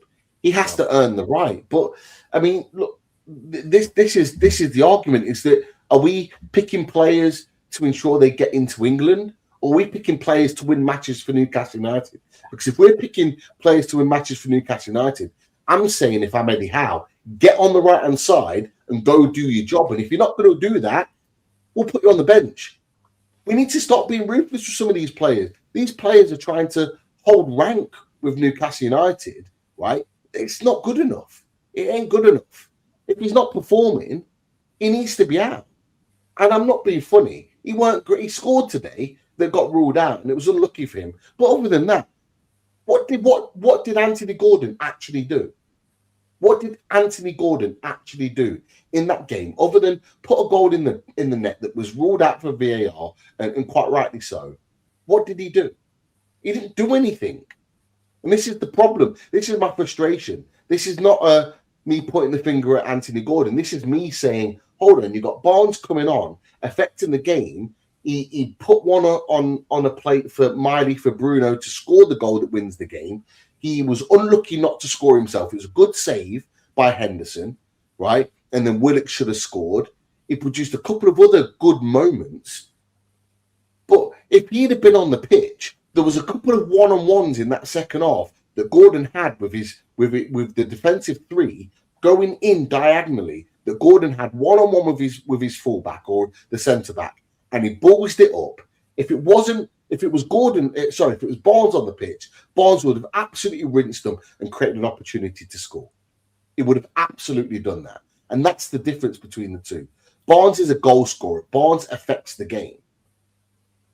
And Gordon doesn't. And I've been saying this argument for so long. It's not good enough. It's not good enough. We keep insisting with the player that's not producing the goods. And you guys were smiling there. I don't know what, but like he. No, it was the comments. When you see the comment, he's for me. He's letting the team down, and he's letting the team down because I keep saying it. He is earning one. He is one of the players earning the most of any player in this squad. He is considered and paid as one of the leading members of this team. So he should be winning matches like Bruno Guimarães is for Newcastle United. He should be winning matches for Newcastle United, and he's not. He's nowhere near it. It's a big problem. The reason we're smiling, Pete, is because of this comment from Tino. That's why.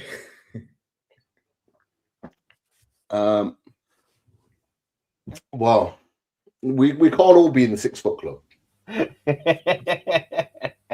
We can't all be. And look, I'm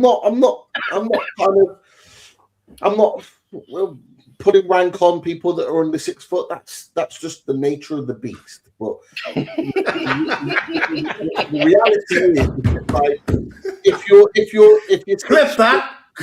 Clip it. If you're part of the 6 foot club, then you're standing in good stead. Like that's just the reality. Yeah. You're standing on something, all right, Pete. If you're standing, Lee Magic just said I'm 5'2". That's an absolute outrage. That's an outrage that you've even put that in the chat, Lee Mag. What's going on here? Where's he got it? Oh, here it is. Yes. I like Iniesta. I like that. See, he's got 6'2". He's a mod for a reason. There you go. He knows his stuff. Iniesta. There you go. Iniesta's going to retain his spanner. Right. Let's move on. Chris, quick, really quick. I'm going to take this opportunity as well, because Sophie's put it in there about smashing the likes and making sure you subscribe and hype. We need to make sure everybody, if you get to the end of the show or you're watching it back, don't forget to hit that hype button. That is a new function that's come in within YouTube, and again, it helps spread the show far and wide. So if you can, please do. At the end of the show, don't forget to hype the show. It is much appreciated. And obviously, if you're watching on X, get over to YouTube. Make sure you hit that like button. Make sure you subscribe if you haven't already, and come and join this fantastic community in our chat. At the moment, we've got 484 people on X, and we've got 376 people on YouTube. So if you haven't already, get yourself over to YouTube, hit that like button, and subscribe to the channel. It will be most appreciated. Right. Hang on, Chris. Because the crowd has said he has no idea how to hype on YouTube. On your mobile phone, when the show is over, you go in on the comment section, and if you move across to the left, swipe left or right, I don't know. Swipe left, and then it'll bring you on the right. There's 3 dots. If you swipe left, I think it's the second one that'll bring up the hype button. You just click it. Nice and simple. Easily done.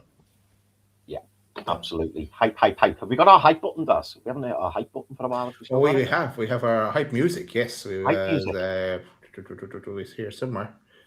Here it is. No, that's not it. I'm deleting that. That is useless. Carry on, I'll find it. That was just a noise. It was oh, here it is. Hyper. That's it. There we go. That's it. I was going to come to this Friday, but I think we've exhausted our golden chat. Looking at his new hairdo, obviously he's lost the headband. Great. Bring back the headband. Yeah, but that wasn't great. I think someone put it in the chat the other day. Does he just need to go back to 2 years ago and just shave it off? Just go shorter? Yeah. That's when they produce the best football. They just go back to basics.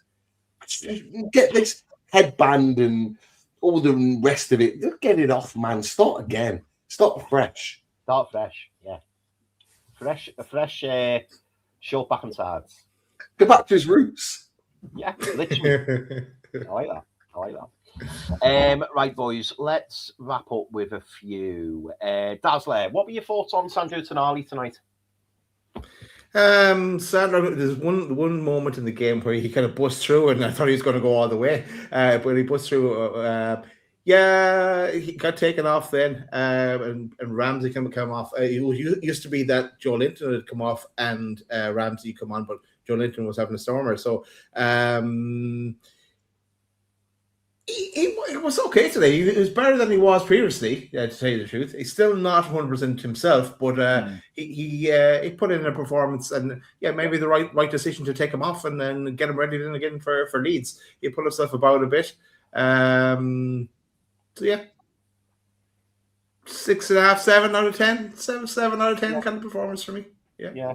Much improved from Burnley, I think, but still room to go. But we spoke, didn't we, boys, about wanting to play through this period and get himself back to his best. But this was much improved from Burnley, in my opinion. Still not quite there, but he had some good moments in the game. Pete, this is an interesting one. So Sophie says, I hate to say it, but Pope is definitely number one over Ramsdale. That argument is done. Let's just send Ramsdale back at the end of the season for me. Now, I'm following that up, Pete, with a comment from Afaramas. And Afaramas was doing a bit of scouting this evening. And Afaramas says, what do you think of Henderson as a possible goalkeeper option in the summer? I've always liked Henderson. Henderson's a good goalkeeper. He's a good shot stopper. I do worry about his commanding of the area, though. Like, anyone that's watching this channel for the first time that's seeing us talk about players in particular, some of my fundamentals of a goalkeeper: one, they have to be as priority. One, they have to be a good shot stopper. Secondly, they have to be really good at commanding their area, coming out, making big takes from corners, free kicks, etc., etc. Then third and finally is the distribution. That's the third part for me. It's not a priority. The other two are the priorities: good shot stopper, commanding of the area. As a shot stopper, Dean Henderson is excellent. He's a very, very good shot stopper. He's up there with Nick Pope for me as one of the best in the league. But his command in the area isn't great. His distribution slightly better than Pope's, so you could kind of like average them out and maybe put them as a sort of an even. He's better with his feet, isn't he, Pete? He's better with his feet. Yeah. Distribution-wise, he is better, a little bit better than Pope. He isn't amazing, but he's better. No. So yeah, would we look at him potentially? But I think the money that Palace would command for him would maybe put us out. I'll be honest, lads. I think we're going to be looking into Europe to buy our next goalkeeper. I think that's the reality of where we're at. Would I send Ramsdale back in the summer? Absolutely. I think that's going to be the case. I think I said that on one of our last shows that we're on. I think it looks like now with Ramsdale having a stint in goal, doing okay, but not really saving too much when given the opportunity. I think that's probably lost his opportunity to stay at Newcastle. He'll be chomping at the bit to stay at Newcastle. He won't want to go back to Southampton. He'll want to stay with us. But I don't think we'll want to keep him. I think we'll keep Nick Pope, but I think we'll be signing a goalkeeper in the summer that will be pushing to become number one and eventually become number one. And I say that because we always go with the current goalkeeper or the current player, and then the other goalkeeper earns their way into the team. That's what normally happens. I think that's what will be. The goalkeeper that we sign in the summer will be the number one long term. And I don't think it'll be at Aaron Ramsdale. I think it'll be somewhere in Europe. Who that will be, who knows? There's been lots of links with different goalkeepers, but one goalkeeper I don't think it will be from recent reports is James Trafford. I think we've moved on from that. I think Craig Hope talked about the fact that the transfer fee and as well the wages that Trafford is on at Man City makes that deal unattainable. And so I think we'll look in a different direction. But yeah, Henderson, I think, will cost too much. Being an English goalkeeper in the Premier League, I just don't think it would be viable for Newcastle United. So I'll probably rule that one out. Yes. I hope that Final Boss is still in the chat, because Final Boss, we've got an offer for you here, mate. And Tino is putting that offer on the table. Tino says, can we sell Elanga to Chelsea at a discounted rate of 50 million? So Final Boss is still there. It's yours if you want it. It's yours if you want it. Love a winger. They love a winger. They love a winger. If they can pay 40 odd million for Garnacho, they can pay us 40 million for Elanga. We'll take that. Not a massive loss. Come on. Yeah. you know where it's at. You know where it's at. Right, let's see. Dazzler from Aaron Kane. We'll do 2 more questions. Dazzler, I think this squad currently isn't good enough for top 5. We need signings to back the lads and push us over the line. Are you of that opinion, Daz? Do you think this January window is going to be key to push us over the line to potentially still get top 5? Or do you think it depends more on injuries, suspensions, things like that?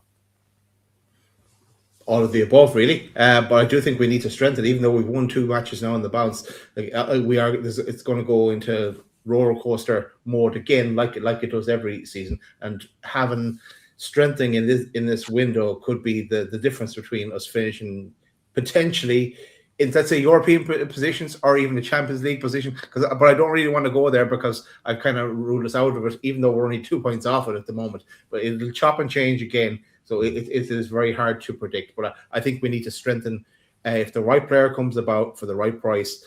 And what has Ross Wilson been cooking for the last 6 months or so? So yes, we need to act this January.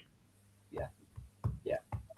And Pete, I'm going to give you like a double prong question. It's 2 different questions, but it's about the defense. So I'm going to just bear with me on this one. So Cloud says, wait, Pete, if that's Hall on a bad day, what kind of player do we have on our hands? If that's Lewis Hall on a bad day, that's incredible. So Cloud's giving props there to Lewis Hall. But also Cloud says, and I think it's right that we end on this because it was a fantastic landmark. Daz spoke about it at the very start of the show. What about Fabian Schär? He deserves praise. He was sensational. Seems with Botman being back, he's fighting for his place. Any thoughts on Fabian Schär, just overall, Pete? Yeah, just really quickly on the Lewis Hall comment. Absolutely right. I thought attacking wise, he was good. He did what he needed to do. He was a menace. He made a couple of really good recoveries in the mid part of the field in the first half. But defensively, he was a little bit suspect. He just wasn't quite at the races. That's no slant on Lewis Hall. He's been brilliant for Newcastle United. And look, if fit and if 100%, he will start against Leeds. There's no doubt about it. Players have bad games now and again. Players are not always amazing in every game. It's not always possible. So there was no negativity towards Lewis Hall. I just didn't think he had a great game and was right to be subbed. However, Fabian Schär, I raised the question after the Burnley game to say was a little bit uncomfortable with him in the centre-back position. He gifted a number of different chances. He wasn't quite at the races. Today, I thought he was brilliant.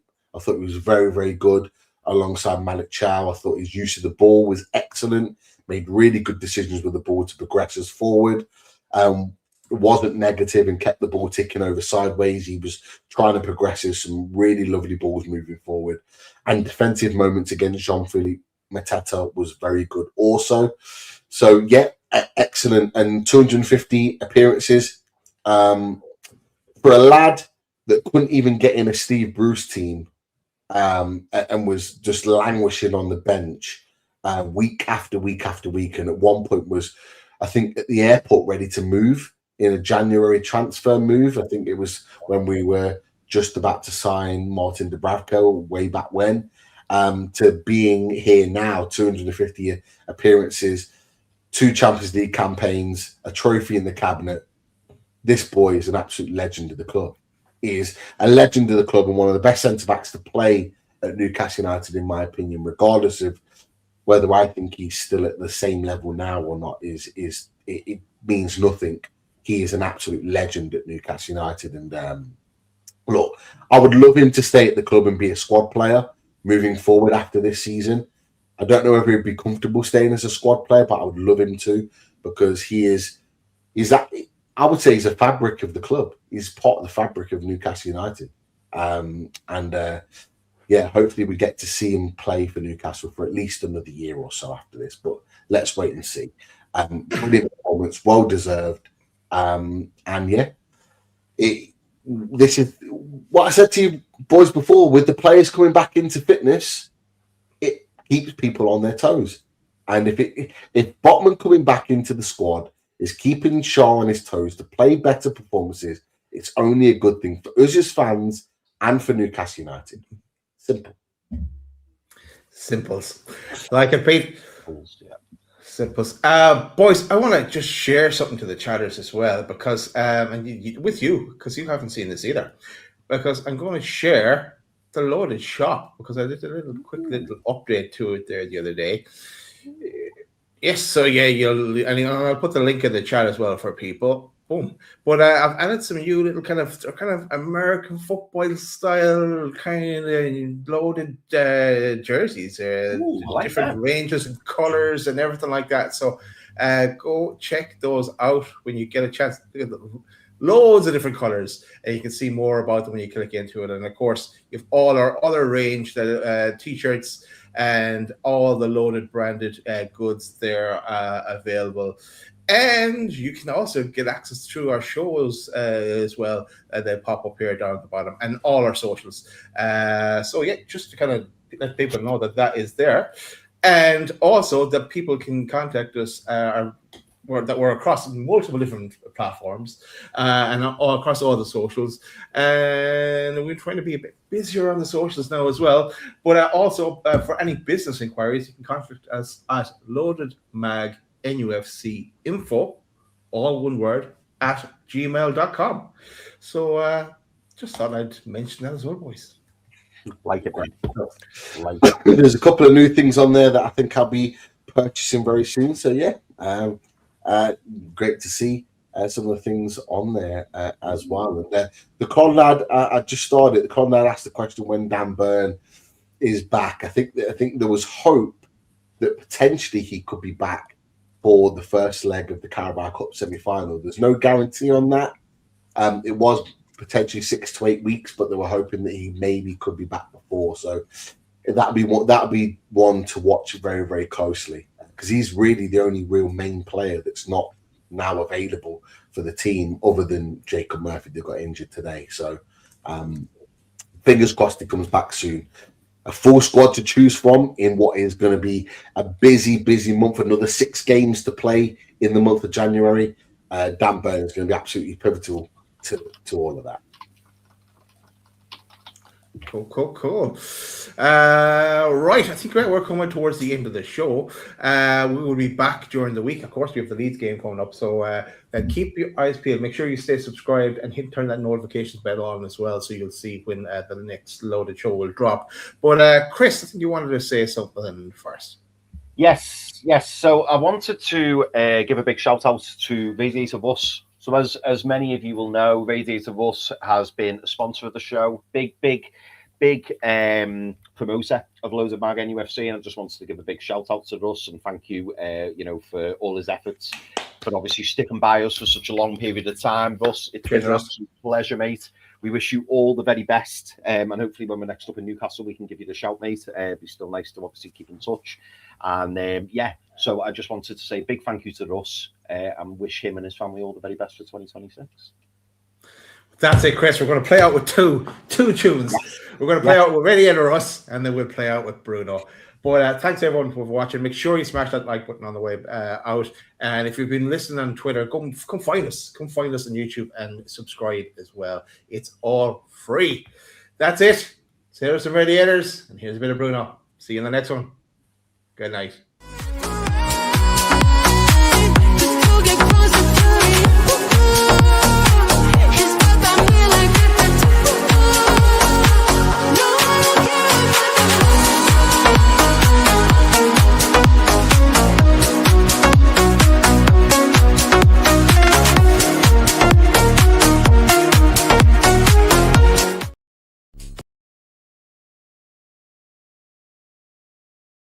Sooner or later in life, the things you love you lose. But you've got the love I need to see me through.